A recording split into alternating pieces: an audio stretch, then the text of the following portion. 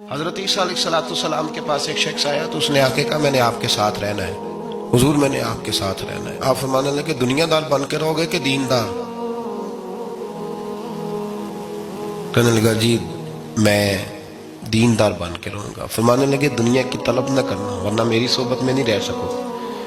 حضرت عیسیٰ علیہ السلام نے شادی نہیں کی، مکان ہی نہیں بنایا، ایک تکیہ، ایک پیالہ، ایک کمبل، جہاں رات ہوتی وہیں سو جاتی۔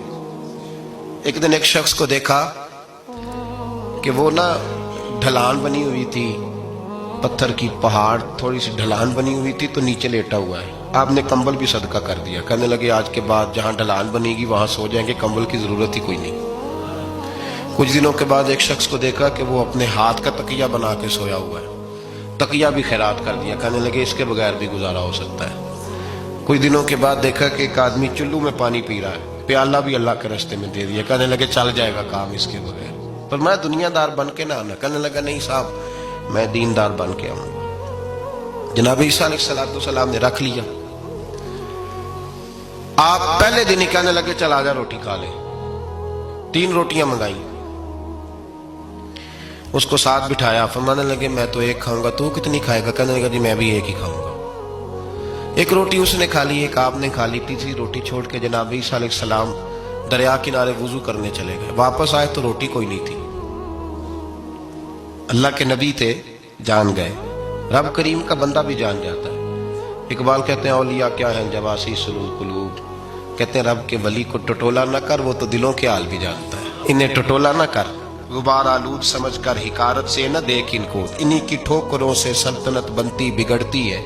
اور اقبال کہتے ہیں نہ تیغ و تیر میں نہ لشکر و سپاہ میں، نہ تیغ و تیر میں نہ لشکر و سپاہ میں، کہتے ہیں نہ تلوار میں نہ تیر میں نہ لشکر میں نہ فوجوں میں، نہ تیغ و تیر میں نہ لشکر و سپاہ میں ہے جو بات مرد کلندر کی بارگاہ میں ہے، جو بات مرد کلندر کی بارگاہ میں۔ تیسری روٹی کدھر ہے؟ کہنے لگا حضور مجھے نہیں پتا۔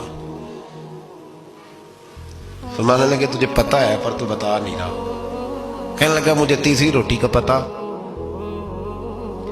حضرت عیسیٰ علیہ السلام میں ایک ہرنی جا رہی تھی، اس کے ساتھ 2 بچے تھے، آپ نے ایک بچہ پکڑا، اس کو ذبح کیا، لکڑی جلائی، اس کو بھونا، اس کو بھی کھلایا، خود بھی کھایا، ہڈیاں جمع کر دی۔ جب وہ ہڈیاں، اس پہلو کو ذرا سمجھیے گا، جب کھا بیٹھے ہڈیاں جمع، وہ ہرنی بھی کھڑی ہے، دوسرا بچہ بھی کھڑا ہے، ایک بچہ ذبح کر کے کھا لیا، دوسرا کھڑا ہے۔ جب پیٹ بھر لیے وہ بھی ڈکار لینے لگا سامنے، تو حضرت عیسیٰ علیہ السلام ہڈیوں سے کہنے لگے چلو اٹھ جاؤ اللہ کے حکم سے۔ ہرنی کا بچہ پھر سے زندہ ہو گیا، وہ چلا گیا، ماں اس کو ساتھ لے کے روانہ۔ فرمانے لگے دیکھ اللہ نے مجھے معجزہ دیا ہے، ہم نے کھا بھی لیا ہے اور بچہ چلا بھی گیا ہے، ہمارے پیٹ میں ہے بھی، اور اب تو بتا دے روٹی کس نے کھائی ہے؟ کہنے لگا جی مجھے نہیں پتا، نہیں پتا مجھے۔ حضرت عیسیٰ علیہ السلام اس کو ساتھ لے کے بڑھے تو دریا کے اوپر، پانی کے اوپر پیدل چلنے لگے، دریا پار کر گئے۔ فرمانے لگے تو پانی پہ چلتا رہا ہے، سارا پانی کراس کر گیا ہے تو ڈوبا نہیں، اب بتا دے روٹی کس کے پاس ہے؟ کہنے لگا نہیں پتا، مجھے پتا۔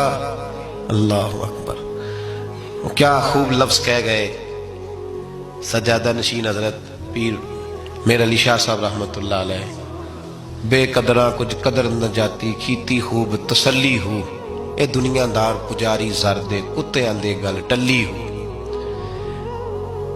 سارا دریا اتنا بڑا دیکھتے ہیں لوگ جو آتے ہیں نا درویشوں کے پاس، بڑے رنگ دیکھتے ہیں پر بدلتے نہیں، رنگ بڑے دیکھتے ہیں پر اپنے آپ کو تبدیل، او 5 فقیروں کسے نہیں مارے آئے ہوئی چور اندر دا ہو، دیکھتے بڑا